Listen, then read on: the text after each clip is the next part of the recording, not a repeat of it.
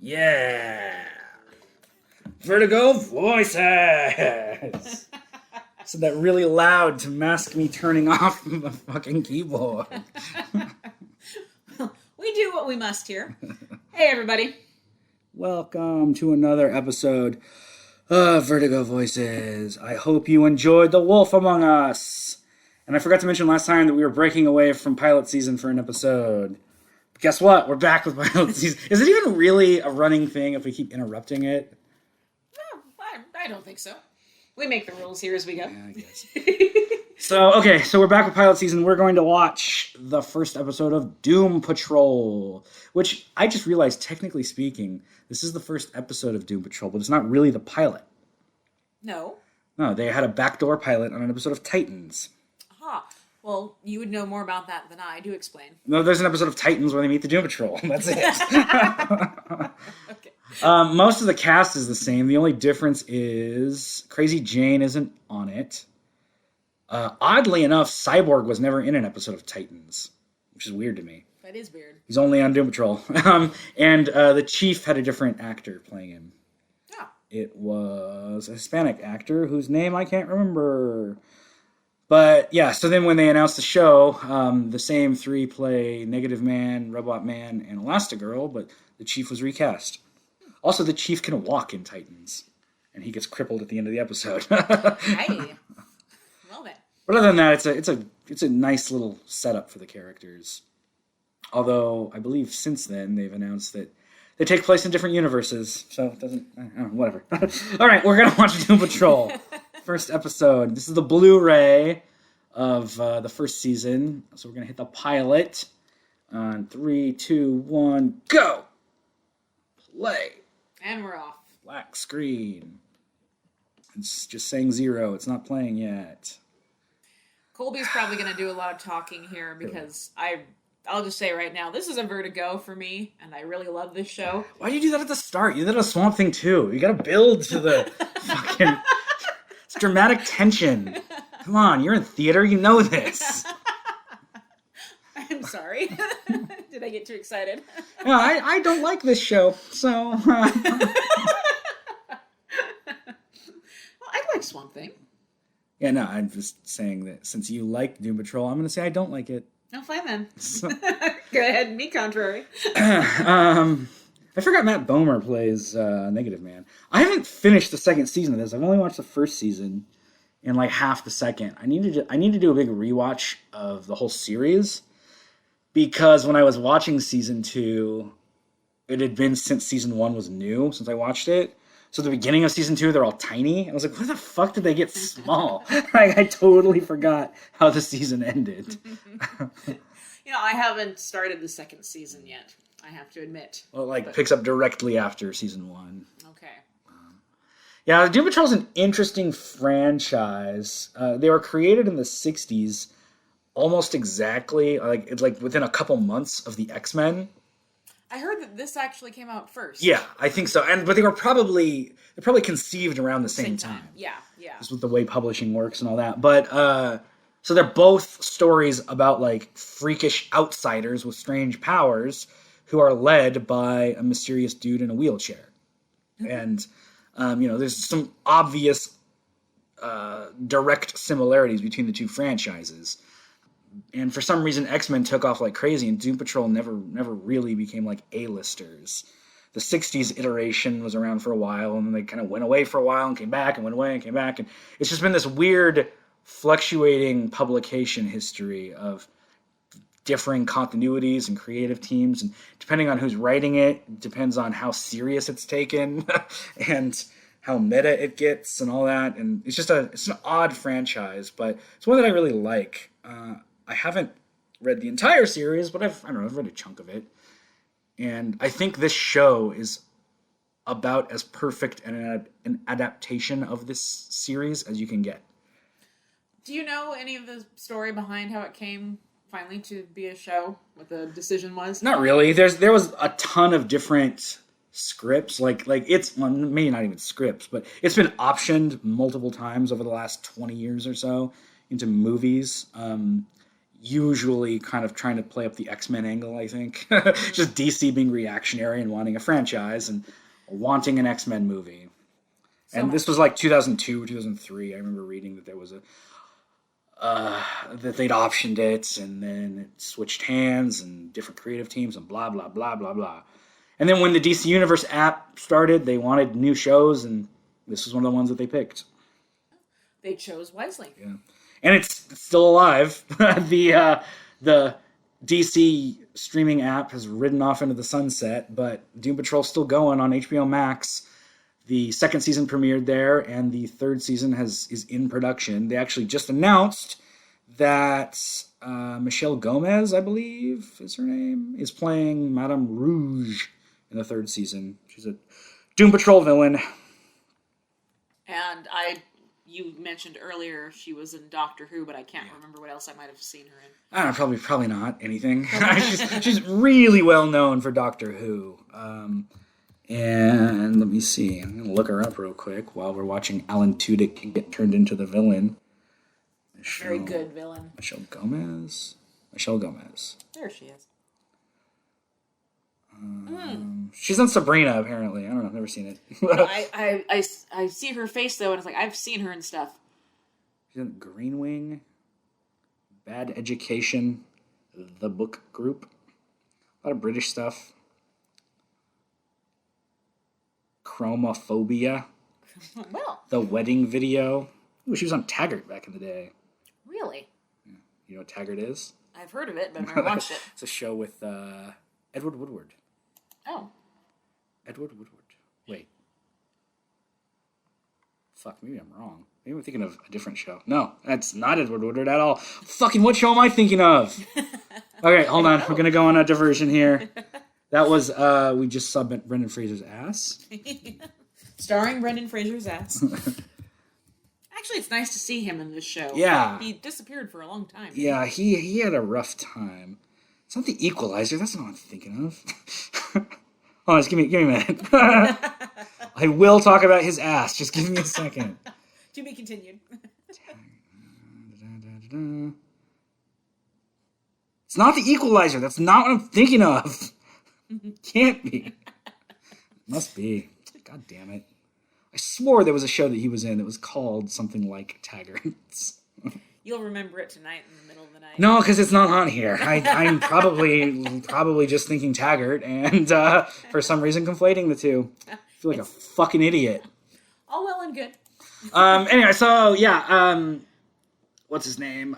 Brendan Fraser's ass. Brendan Fraser's ass had a rough go of it.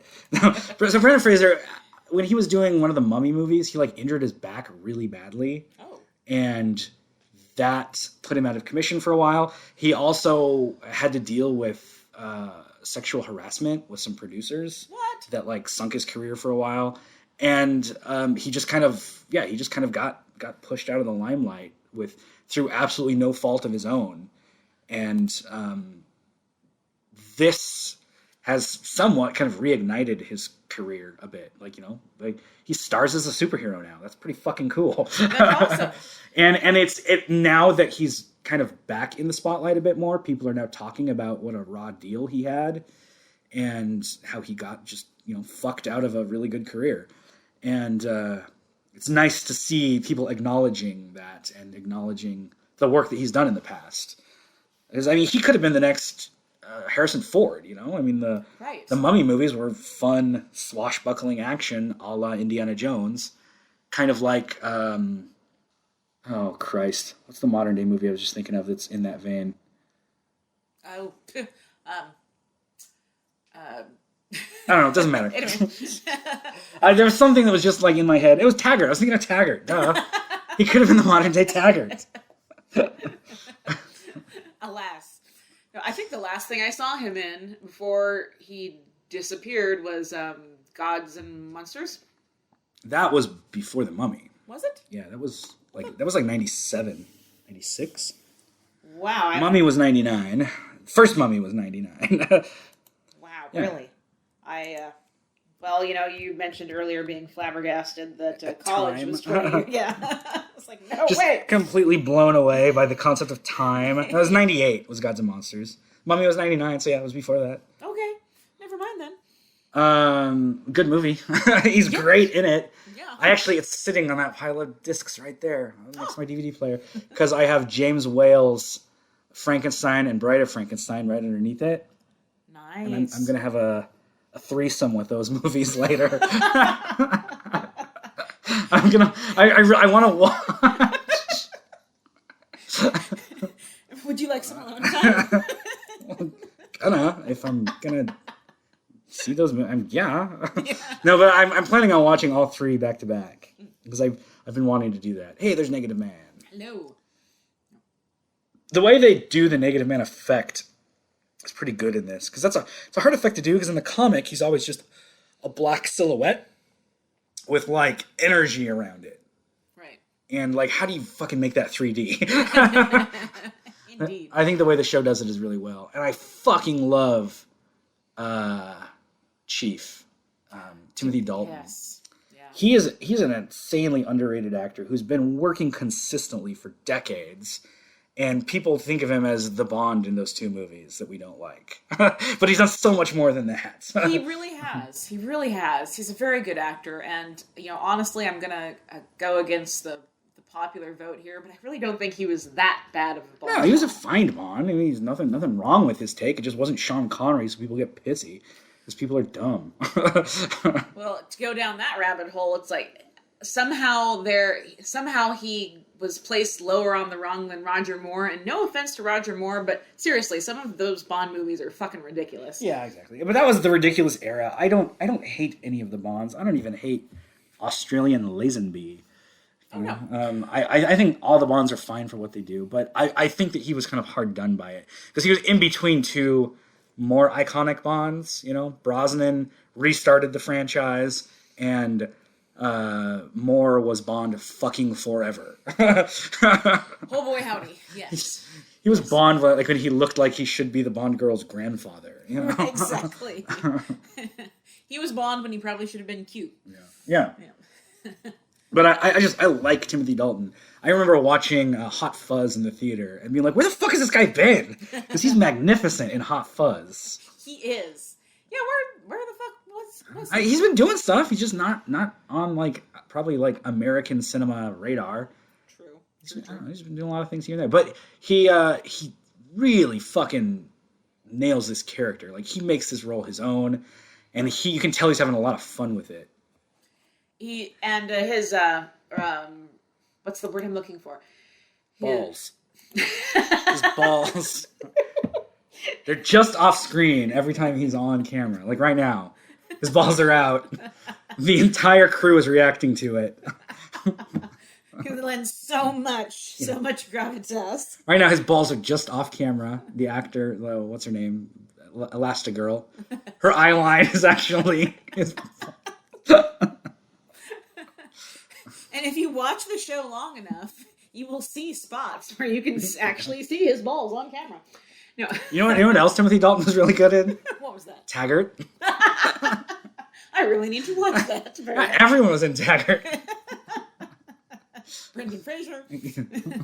Elastigirl. I can't remember the name of this actress. I don't remember either. Wait, hold on. I have it up. Maybe. Paper Patrol series. Her name is Elastigirl. Huh. Oh. April Bowlby? I don't know how to pronounce that. Bowlby, I would say. Bowlby? Let's go with Bowlby.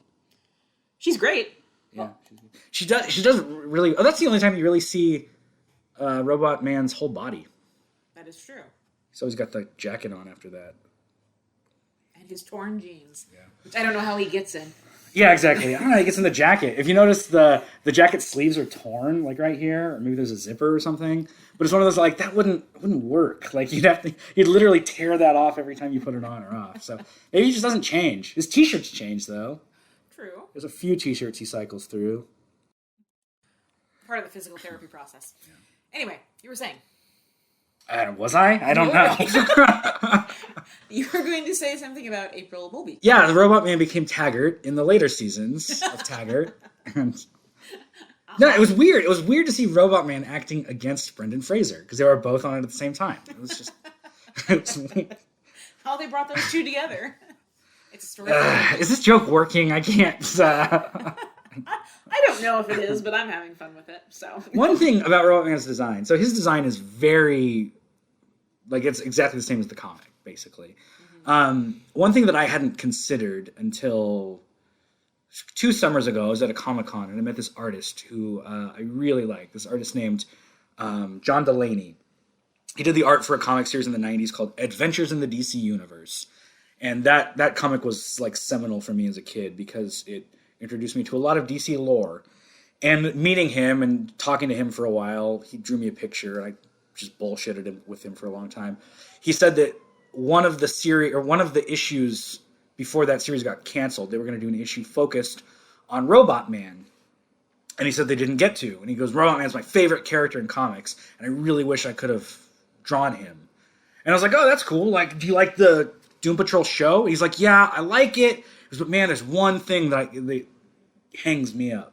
He's like, just as an artist, I can't get over the fact that Robot Man's jaw doesn't move. And he goes, every time he talks, I want it to be like, and he's like, but it doesn't, and that just bugs the shit out of me. That's true, it never does. Yeah. And it's hinged, so it looks like it should, but it doesn't.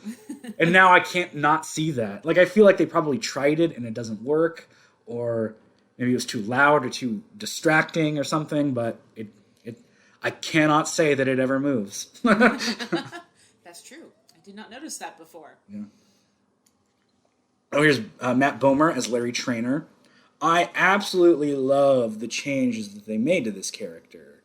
In the comic, he's just a pilot who gets turned into Negative Man. And in this, they give him this whole rich backstory as a closeted man in the 1950s. And that's so interesting. Like, that's a really interesting way to take the character. Especially because Doom Patrol has long been, like, queer-coded. Like, that's been, like, within the DNA of the series. Which is something that I should bring up, because Grant Morrison was a huge influence on why this comic book is popular. Grant Morrison revived the comic in the early 90s, late 80s, I take that back, I don't know, turned it into a Vertigo comic, and the reason that people know Doom Patrol now is because of Grant Morrison. Mm-hmm. And recently, it's actually been a couple months, but I just found out about it recently, Grant Morrison did an interview where I say he, and I shouldn't, Grant Morrison mentioned that he is gender fluid. And again, I say he, but I shouldn't. Grant Morrison's preferred pronouns are they. Okay. And this is something that I didn't know, and Morrison said in an interview that through their entire life, they've identified as both male and female.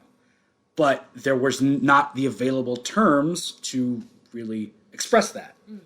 And Morrison said, now, this current generation has made it safe to do that, and he again, I say that's going to be difficult for me because Morrison is somebody that I've read for 20 plus years, and in all of Morrison's public appearances, Morrison's always presented as male, and like there's a million pictures of Morrison in like 3-piece dapper ass suits that I would fucking kill to own.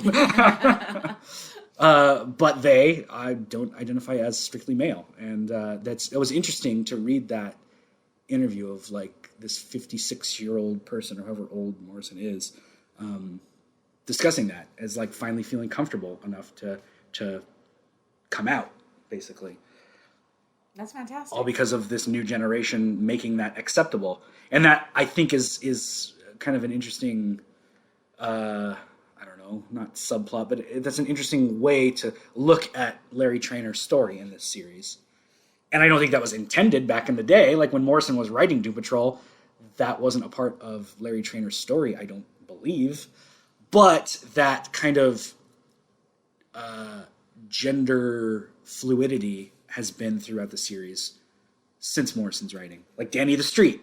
Right. Transgender street. A character that is a gender fluid, literal, sentient piece of concrete. Exactly. And it's a character that's look changes and evolves. And at one point, becomes Danny the Brick. And in second season of Doom Patrol, you see the past, where it's Danny the Alley. Many iterations. Yeah. And it's really interesting to see that woven into the DNA of this TV series, because that's something that could easily be trimmed out. It could have. But it's very important to the show, the characters, and the creators. Right. Well, it makes it feel more, for lack of a better word, authentic, too. Mm-hmm. In fact, Doom Patrol comic had what is probably the first transgender superhero. Who's that? Back in 1993, Rachel Pollack created the character Coagula, whose real name is Kate Godwin, who is a transgender woman. And Rachel Pollack is in fact transgender, and she put a lot of, she created this character to basically reflect herself and trans readers of the comic. That's awesome. Yeah. And so again, I mean, this series, story, comic book, show, whatever, this is has that kind of what's the word? Progress, I guess, baked into its DNA. That's cool. Makes me like it even more. Yeah. I was hoping Coagula would be showing up on the show eventually, but there's not been any word on it yet. And the show has brought in some pretty deep cut characters. Like there's an episode called Doom Patrol, Yeah. where you see the other Doom Patrol team, and those are all characters from the comic. Like Mento and Celsius and who else? Tempest. I don't think Negative Woman's been on it yet. I don't think so either. Although the character Valentina Vostok has been on Legends of Tomorrow. Oh, really? That guy there arresting Valentina Vostok on that cover, that is Matthew Cable from Swamp Thing. Yeah. Matthew the Raven. Making appearances all over the place. Apparently she is in an episode of Doom Patrol. Must be season 2. I don't remember her from season 1. But I don't recall them going to Russia, or is that? That's just her name. I don't know. Whatever. Yeah, they do a really good job of fleshing out detailed backstories for all of the characters here. And also the fact that, I mean, you feel sorry for Larry Traynor the most because his character does have the most to lose considering the time period in which he lives. But at the same time, they all have, well, they're just like any other people. They all have qualities that are very unlikable, especially Rita. Yeah. Well, and they're all broken. Yes. Which, again, like everyone. like they're all broken people who are in various stages of rebuilding themselves. Rita has a lot of denial in her life. Even, like, her power is that she's this giant, amorphous blob that can take multiple shapes. And she chooses to look like her movie star self. And she, does everything in her power to maintain that illusion that she's, that she's still this movie star from the 1950s that's, commanding the attention of everyone around her. Right. And it's interesting to see that, especially as she progresses on this story, to see that facade kind of get chipped away and the humanity underneath come out. Well, especially considering, too, that there's several times, and they do, again, you know how much I like this show, but we'll save that till the end. I wonder what her rating is going to be. Yeah, it's okay. If this were a stereotypical superhero show or movie, she would just automatically hero up. Yeah. Or there might be one moment where they give the character a pause, like, oh, gee, I don't know, and everyone else comes out to say, yeah, you can do it. There's several situations here that, I'm not saying that Rita would have won the day, but if Elastigirl hadn't been so afraid to just use her powers and be seen as a amorphous blob, then the outcome would have been a lot better. Yeah. But because she's so vain and she doesn't want to be seen like that, she doesn't do it. Yeah. It's an interesting support group that the characters create for themselves. They're all broken people who are leaning on each other, and they need each other even when they don't want to admit it. Right. right. The whole, like, no man's an island kind of thing. Who's the actress that plays Jane? I forget. Diane... Hold on. Diane Guerrero. She's from Orange is the New Black. I have not seen that show yet. She's in it. Now she's in this. And she's fantastic in this. Yeah. Ooh, look at that face. The makeup is really good. That was CGI, but yeah. Oh, her face? Yeah. The whole thing? Yeah, it was totally CGI. I thought there might be a tiny bit of practical effects. Un poquito? Maybe. Okay. The CGI sticks out. It doesn't look bad, but it looks CGI. Fair enough. I love, and she's eating a whole rotisserie chicken. That's a big thing in the Titans episode. It's introduced, like, Larry is making this giant feast, and then you find out it's just for her. And, like, she sits there and she's, like, tearing into stuff, and Robot Man sits down next to her and he's like, how's the chicken? Is it nice and juicy? And she's like, oh yeah, it's so good. He's like, oh, did you try the biscuits yet? What are those like? Oh, poor guy. Yeah. Yeah, and his whole relationship with his daughter, and like he's a douchebag who cheats on his wife and is very full of himself as well, but he still has that underlying humanity. Which, again, kudos to Brendan Fraser, is hard to express when you're totally covered in metal. He's actually not playing the character physically.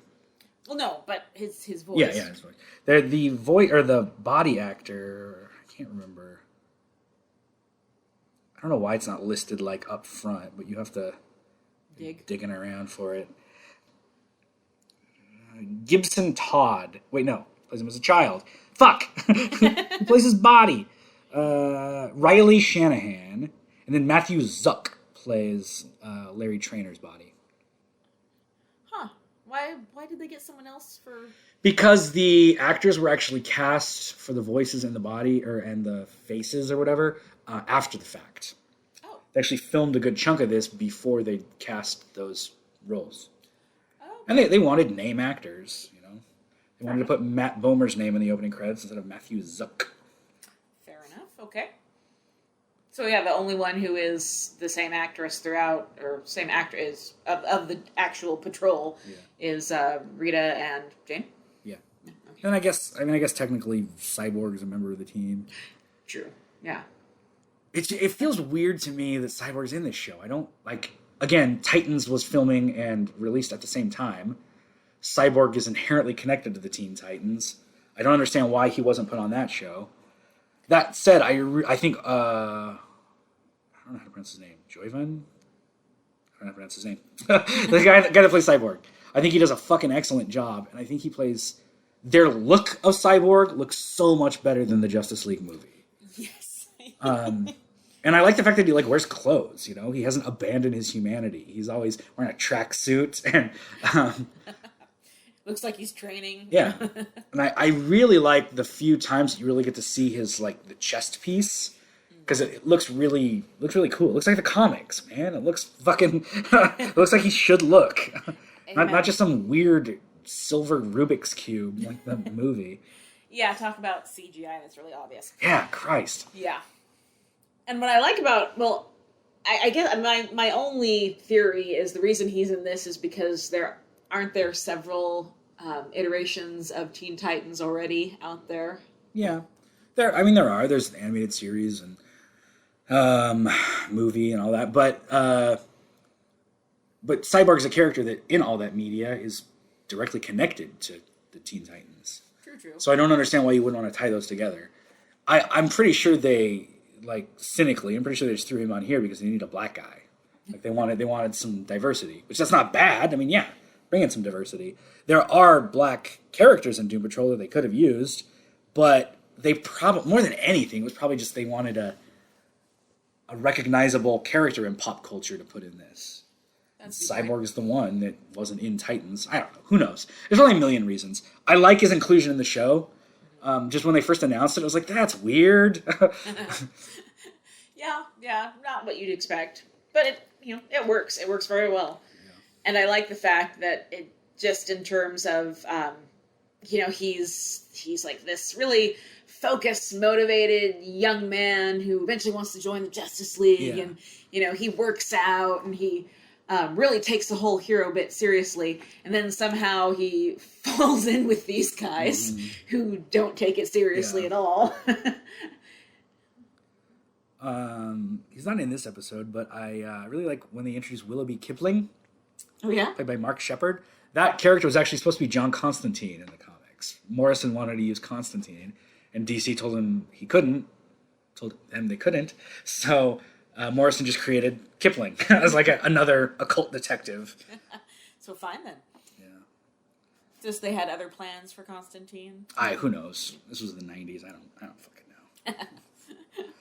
And then I can't believe they put Animal, Vegetable, Mineral Man in this fucking show. That's insane.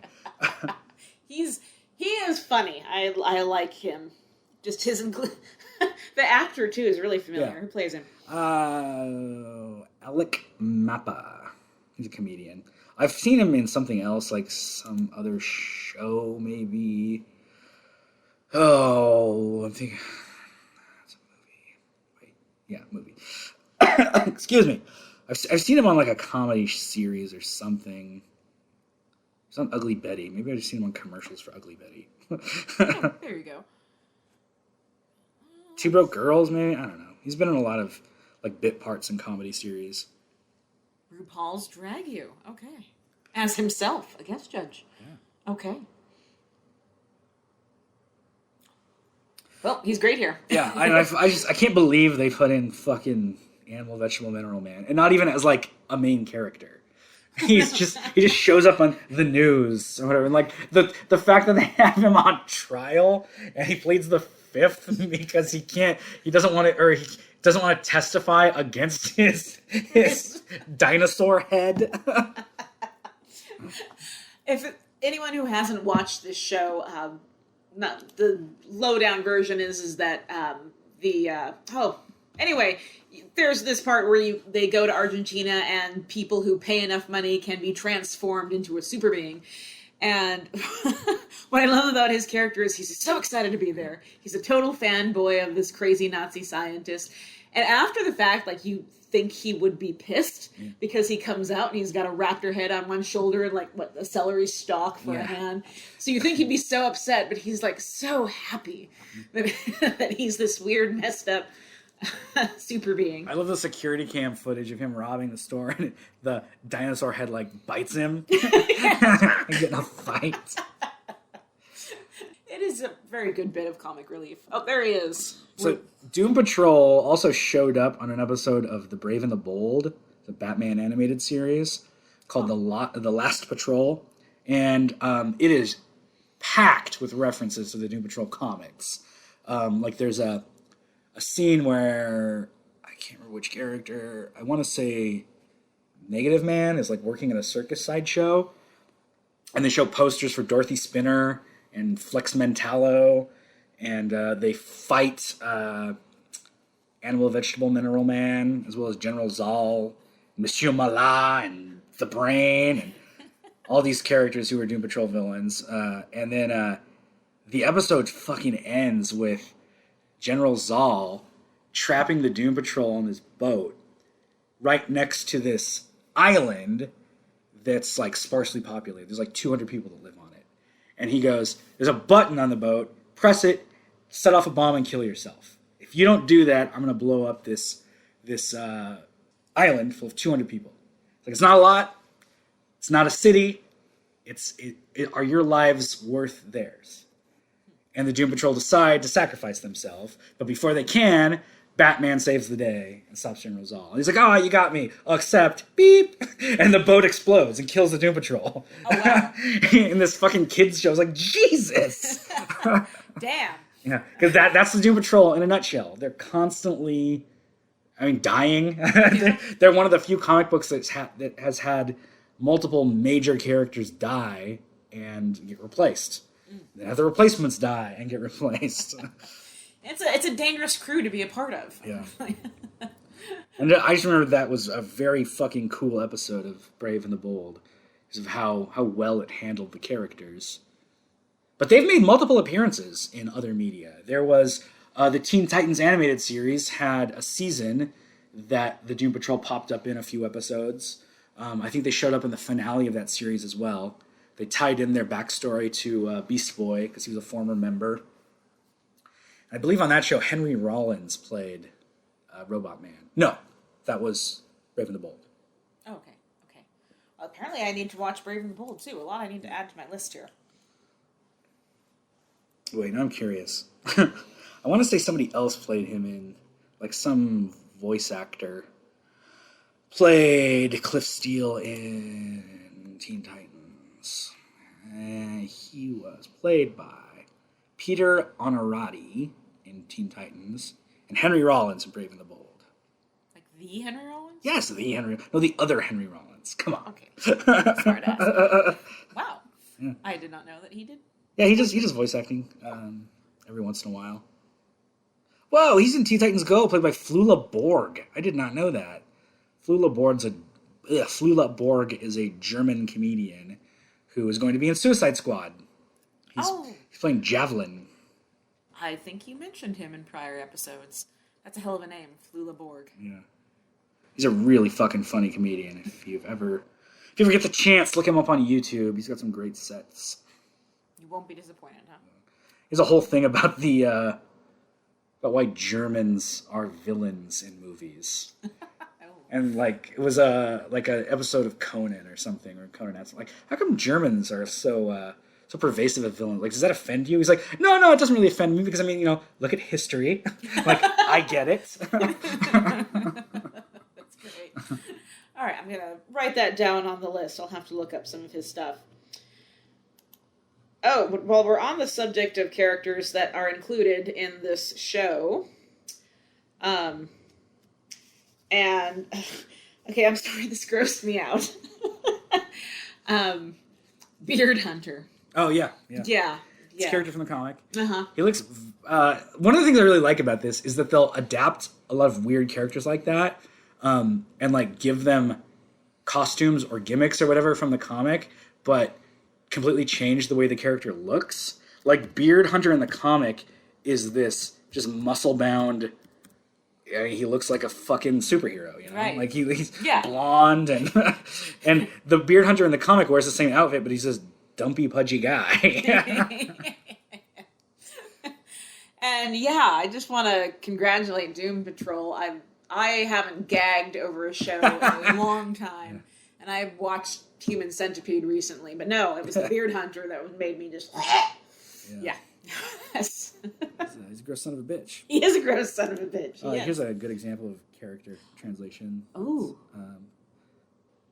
Again, characters that I never thought I'd ever see in live action were then adapted into this. Not just adapted, but perfectly adapted. And here they are, I'm looking right now at a comparison between comics and the show. Various characters, Chief, Mr. Nobody, which is Alan Tudyk's character. Who we love. Cyborg, Silas Stone. Okay, get to the weird ones. Our Beard Hunter. I love his little insignia on his uniform, too. Willoughby Kipling. He's just a dude in a trench coat and a scarf. That's his big thing. Flex Mentallo looks exactly the same. Yeah. I was so fucking happy when they did Flex Mentallo. Darren Jones. The Bureau of Normalcy is not in the comics. It's a different organization. It's called, I think it's SHADE, SHADE. There might be a different organization as well that I'm thinking of, because there's a couple of those weird government acronyms in there. Oh, there's Dorothy Spinner. She comes in season 2. Oh, right on. Dr. Time.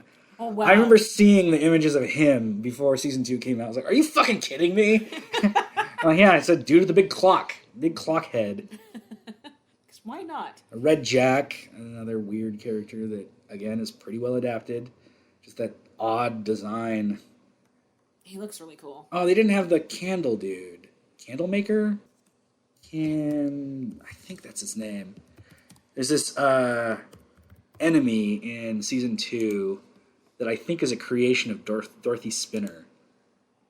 And in the comic, he's just this weird, grotesque-looking creature with ring of candles around its head. And they managed to like make that on the show and make it look real and creepy. And well done. Yeah.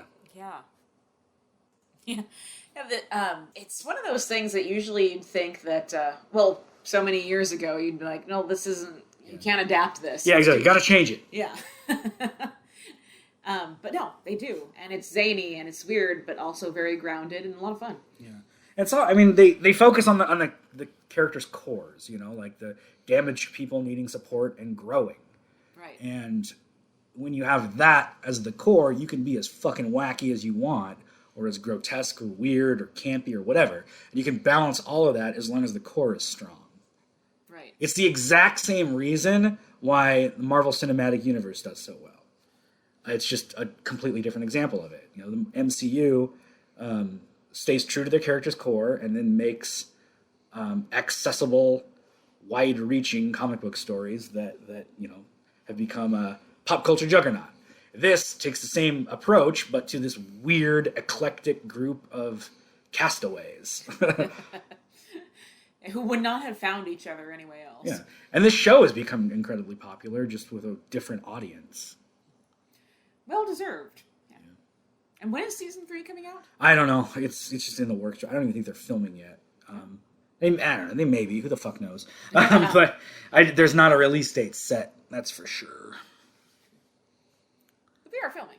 Or they will film. I don't know. They're either filming or they're writing. And you know these things, though. not this thing, because they just announced the new cast member. That's as far as I know.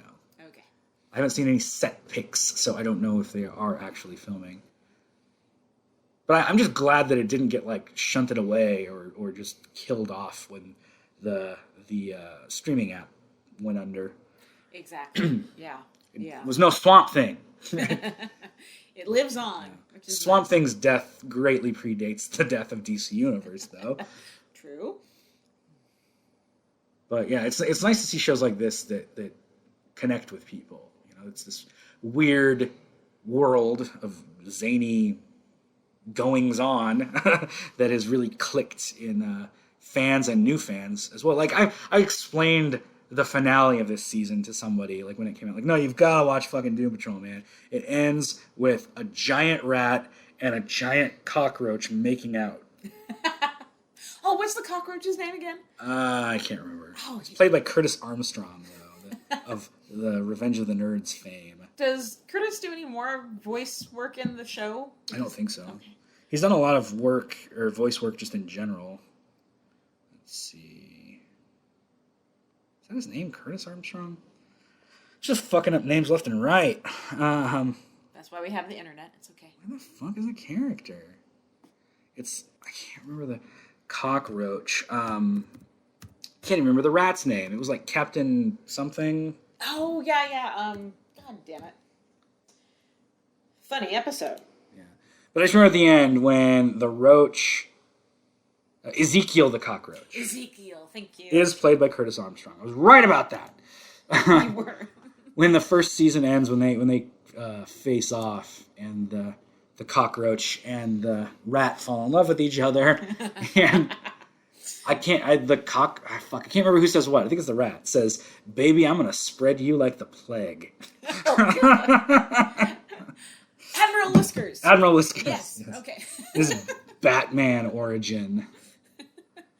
He's from Batman? No, it's just he has the same origin as Batman. Okay. His yes. parents get killed, so he swears vengeance. Right.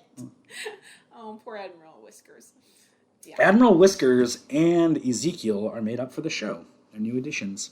Oh. When they first introduced Ezekiel, there was like constant articles about like, yeah, no, we realize this feels like a Grant Morrison thing, but it's not. It's not.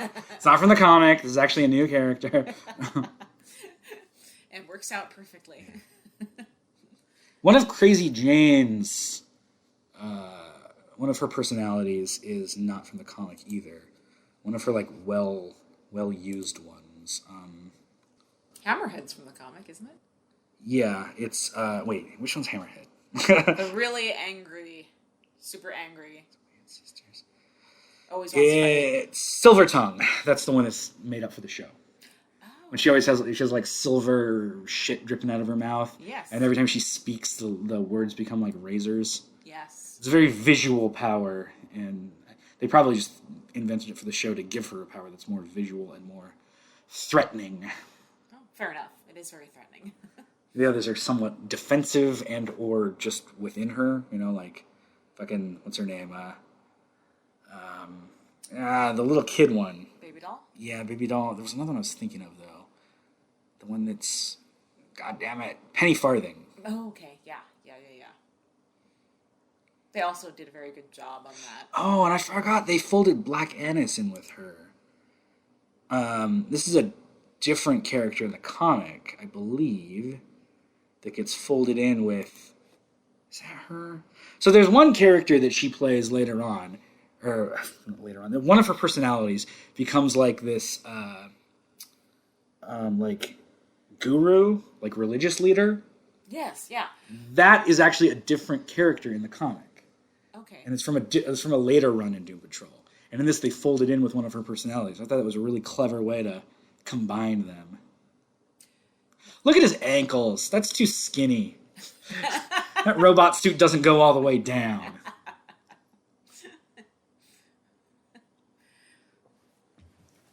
So, going back to Rachel Pollack for a minute, I mentioned that she wrote, so she's trans, and she created the character Coagula. Yes. One of my favorite fucking stories of all time is how she got the job to write Doom Patrol. Okay. So, Grant Morrison was writing it. Grant Morrison was about to leave. And Rachel Pollack was at a party in New York, and she met Tom Payer, who's a Vertigo editor at the time. And she told him at the party, like, man, I love Doom Patrol. It's one of the only comics that I read. And if I were to ever write a comic book, it would be the comic book that I'd write. And he said, well, like, have you ever written a comic before? Give me a script. So she sent him a script, and he said, like, okay, well, we'll have you replace Morrison. Sounds good. But they kept it under wraps. And then she started doing letters to the editor in Doom Patrol. So she'd write into the editor, who was Tom Payer, and claimed to be this huge Doom Patrol fangirl, and she had this whole, like, voice that she would use as, like, a ditzy, like, valley girl. Like, I totally love Doom Patrol. And I really want to write it. And this went on for, like, a few weeks. So she's like, please let me write it. And he's like, no, you can't write it. And then the last letter, in Grant Morrison's last issue, she wrote in and said, like, look, I really need this job. I already told my parents I got the job. Please give me this job. And so he was like, well, I guess that seals it, guys. Next issue is going to be written by Rachel Pollack, the fangirl that wants the job. Apparently some fans, like, freaked out because they didn't get that this was a joke going for it. Yeah, and so the Payer then used the response to that letter to officially announce that Rachel Pollack was in fact taking over the book. As a result of these letters being printed, some people believed that the letter column was how she actually got the job. That's funny. She's got a great sense of humor too. Yeah. And I just love how meta the comic got back, even back in the 90s. You know, this was the fact that they were using the letters column to set up this whole false narrative of how the writer got the job. Well, that's a clever way to do it. Yeah. So Rita's power has changed a bit in the show as well. Mm-hmm. And this is just a big, massive blob of flesh that grows. And in the comic, she's basically just she can get big. She becomes Giant Man or whatever. The 60-foot tall woman type of deal. Yeah. You know what's funny about this character too? She's not the only Elastigirl. Oh, cool. And this actually is a weird bit of like legal comic book wrangling. So the main character in this is named Rita Farr, Elastigirl. Yes. In The Incredibles, Mr. Incredible's wife is named Elastigirl, Helen Parr. Oh my God, that's right. Yeah. Yeah. So Helen Parr, Rita Farr. That's really weirdly close. That is. Especially to have the same power set, or a similar power set rather, and the same name, the same superhero name. Yep. So Disney and Pixar, whoever fucking produced the movie, was able to use the name Elastigirl for the character in the movie, but they couldn't use that name on any marketing or toys or anything. So officially, like in the toys or in comics or like whenever you see her name on advertising, her name is actually Mrs. Incredible. Oh. But within the movie, it's Elastigirl. It's like the whole Shazam Captain Marvel thing. Yes. You can call the character Captain Marvel in the comic, but for marketing purposes and for like titles, he has to be called Shazam. There you go. Although not anymore. Yeah. Circumvented that. That's one of those things that like I don't fucking care. I'm always going to call that character Captain Marvel. He's been Captain Marvel for my entire life and for like 60 years, and now because of a court ruling, he has to be Shazam. Which doesn't make any sense. That means he says his own name. It means he says his own name to turn, like he can't say his name or else he turns into a little kid. It seems a little backwards. Plus, that's also the name of the wizard. You have two characters named Shazam in a story called Shazam. That's also the magic word Shazam. Like it's too complicated. Why do that to yourself? DC actually originally, when they made the change from Captain Marvel to Shazam as his name, there was a comic in between that called Flashpoint, which was this alternate universe story. It's fucking dumb. It was that itself wasn't dumb, but it led into the New 52, which was fucking dumb. Yes, it was. In Flashpoint, he was called Captain Thunder. Okay. Like, just do that! Right. Fucking call him Captain Thunder! Can't use Captain Marvel anymore. Call him fucking Captain Thunder. That's a name that fits. You know, his power comes to him through thunder. It harkens back to Captain Marvel. It ties in with the Thunderbolt logo or whatever. And it's not Shazam. It's not just his goddamn name. Well, I've been heated about this for 10 years. understandably so. Never let it go. Damn it. Well, you know, it is rather silly that someone would scream out their own name before transforming into a super being. But well, and in, like, I don't know if they address it or not, but, like, in one of the movies, Justice League War, the New 52 first movie, when he meets Flash, he's like, "Hi, I'm Shazam." And, like, nothing happens. He's just... like, that's literally his thing. Yeah. Shouldn't that be like poof? Yeah. There was even a joke about it not that, but in the comics for a long time, Captain Marvel Jr., his word to power up was Captain Marvel. He'd say, "Captain Marvel," and then he'd turn into Captain Marvel Jr. And it was brought up the fact that he's a superhero who can't say his own name. And the fact that was actually addressed, but they don't address it for Shazam or Captain Marvel Sr. Whatever. Maybe they do address it, but if they do, I don't care. I don't like that. I don't like that they have to address it. It's a different name. Just they make it unnecessarily complicated. Okay. The team's coming together. See, and I remember Swamp Thing takes him fucking an hour to turn into Swamp Thing. Uh-huh. Like the opening of this is Robot Man turning into Robot Man. That's true. That's true. And everyone else, like, you know, you see their origins kind of in flashback, but almost not really, because their origins kind of almost don't matter. Mm-hmm. It makes them who they are, but it's more about dealing with who you are, right, than focusing on how you got that way. That is a very valid point, yeah. And plus we get all that stuff in episodes to come. Yeah. And it's interesting. I think it makes these characters more rich in that it's about, like, all the facets of what make you are equally important. And the flashbacks and the dwelling on the past aren't all handled at the beginning. Like it's tangled with the rest of the present and the future and all that. Exactly. There's the complex shit that goes on in everyone's head. Right.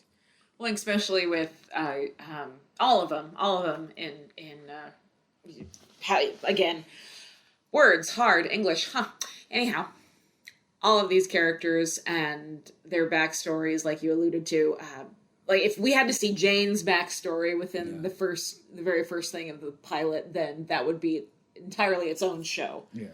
And one of the things that they do with her that I really like is that when you first meet her, you're like, wow, this person is, they obviously have issues. They're kind of an asshole.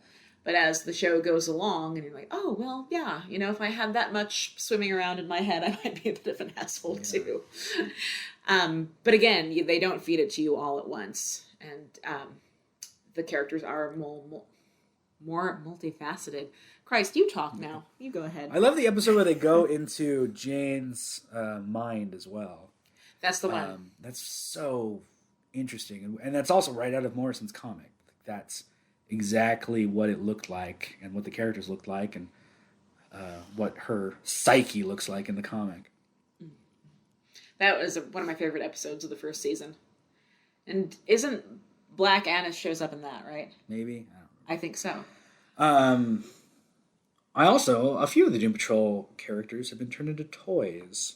Oh, do you have any of these? Yeah, of the DC Universe, what was it called? DC Universe Classics. DC Universe Classics. It was a toy line that ran from like 2003 or 4 or so until just a couple years ago, and they changed names a few times. But the core of the toy line is called DC Universe Classics, and they made a Robot Man toy that had a removable headpiece so you could see his brain underneath. And then they made Negative Man. And they made 2 versions of Negative Man. One where he's all wrapped up, and then one where his bandages are coming off so you could see the like translucent blue skin underneath. Oh, cool. That one looked really cool. I have that version, not the main one. And then a couple years later, when the toy line transitioned to like collector only online, they made a big, tall Elastigirl to go along with them. Do you have that one? Yep. And then they also made a 2-pack of Monsieur Malat and the Brain for 2 villains. The Brain's like casing shows up in an episode, the Doom Patrol episode. Mento is talking about fighting the Brain, and you see his little shell. Yeah. What episode of the first season does Mento finally show up in? Doom Patrol. Is that okay? It is that one. Yeah. All right. I get some of the patrols mixed up. I don't remember which numbered episode it is, but that's the name of it. It's a good episode. You see like the public face of the Doom Patrol or whatever, the house. Yeah. That's not at all what it seems. Now, in terms of the writers of this show, who are the writers of the show? I've heard their names before, connected with other stuff. But yeah, obviously not that big of a surprise. There's a writer's room, so there's going to be a whole lot of writers. The showrunner, if that's what you're talking about. Showrunner, yes, please. It's developed by Jeremy Carver. I don't know. Let's see. He did like the American Being. Oh, he was a producer on Supernatural. Yes, okay, that's where I've heard the name then before. Which is funny because the guy who plays Willoughby. Yeah, he was on Supernatural. Yeah. Mark Shepard, I think is his name. I think so. And he's a really fun actor. Yeah. He's on Firefly. Oh, is he? It's Badger. I don't think I've watched I haven't watched Firefly in forever. He's also on Doctor Who. He played a young version of his own father on that show. His father's an actor as well, named Morgan Shepard. And Morgan Shepard played the old version of this character, and Mark Shepard played the young version of it. All right. Full circle. Yeah. I like. One of my favorite stories about Morgan Shepard is he's in the 2009 Star Trek movie. He plays a Vulcan on the Vulcan Science, whatever, the Science Council. And when he came back to record like the ADR after the fact, J.J. Abrams was like, "Oh, okay, then come on in. So, did you have a good time filming it?" And he was like, "Yeah, the director's an idiot, though," and like not knowing that was him. He's like, "Oh, okay." That's pretty good. Ooh, donkey farts. The mind is the limit. Yes. Speaking of donkeys. I really like the way they do Mr. Nobody here too. It's a really weird design, and it's a really odd. Like the design in the comic is like impossible to translate. Right. He's just so fucking weird looking. I mean, you could do it as like a CGI creature or animated or whatever, but the way they do it as kind of blending the CGI with some of his face, I like that you still get some of his performance in there instead of it's not just vocal. Exactly. And it looks really unsettling, too. Yeah. It could have looked really cheesy, but they made it look creepy. And he's clearly having the time of his life with that character. He is. Oh, The end. we love him so. Yeah. So yeah, it's a Vertigo for me. I really like the just the it's a really good example of adapting. You know, like they let it be weird, they adapted what needed to be, but kept what people come for. Like fans are coming to Doom Patrol to see fucking weird Doom Patrol. Right. Right. Well, I thought it sucked, as you know. Yeah. No. No, it's great. Just a big old piece of donkey shit. Yeah. No, it's a fantastic show. And even like, again, I keep stressing this because that's one thing I hear from people, a few of my friends who do listen to our podcast, and they're kind of intimidated because they're like, I don't know anything about comics. It's like, you don't have to know anything about comics to enjoy this. Yeah, no, not at all. If you like offbeat humor and urban fantasy and just well-told stories, then this is a great show. Yeah. Well, especially like these adaptations are specifically designed for new people. Right. You know, Swamp Thing is an origin story. This is you get more out of it if you've read the comics, sure, but it's introducing you to these characters. And really that's what an adaptation should do. It shouldn't be only for the hardcore fans. It should be rewarding to them, but it should be just as rewarding to new people. I mean, hell, there's a lot of references in this season that I didn't get, that I looked up. You know, like, oh, that's who that character is. In the Doom Patrol episode of Titans, there's a character that Chief is tinkering with or something, I can't remember, and that's a character from the comic, and I had no idea. There you go. Yeah.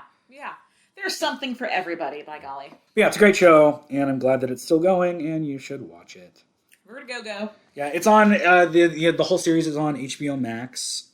It also, like I mentioned before, it's on Blu-ray. Like, I own it on Blu-ray. So, buy it. It's readily available. Fuck, you can get it at Walmart for $9 right now, I think, on DVD. Oh, there you go. Yeah. Warner Brothers has been really good about their distribution of these shows on disc. Like typically the season comes out on disc just like a month or two after the season ends on streaming, and you can find them everywhere. Fucking Walmart, Target, just wherever you go.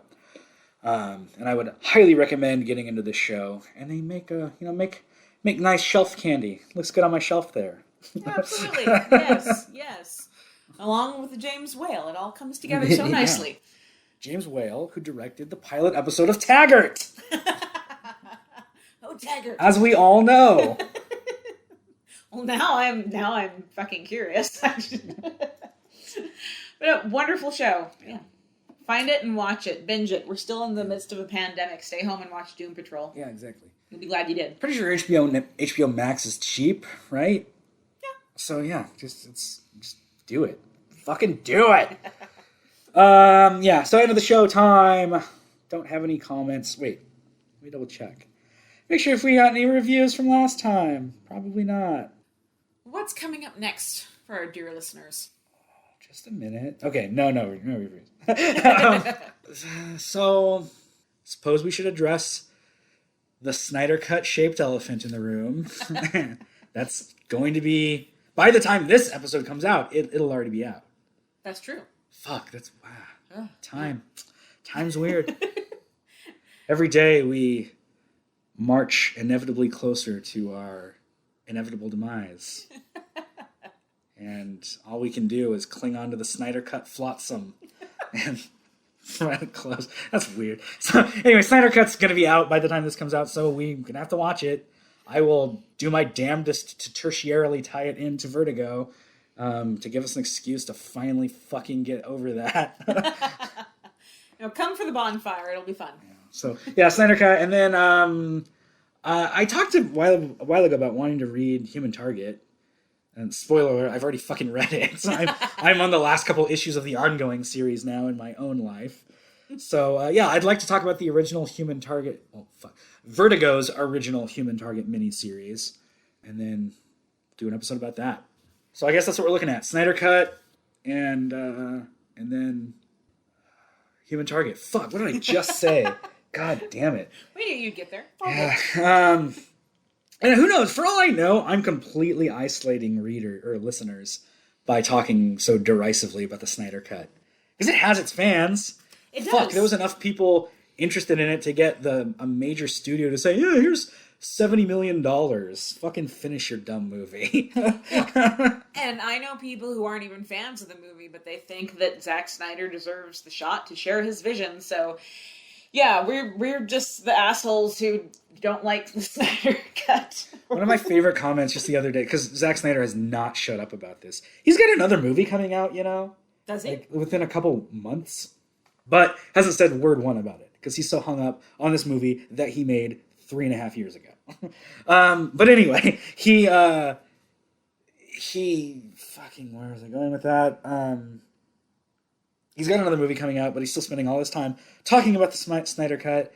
And Christ, why was I?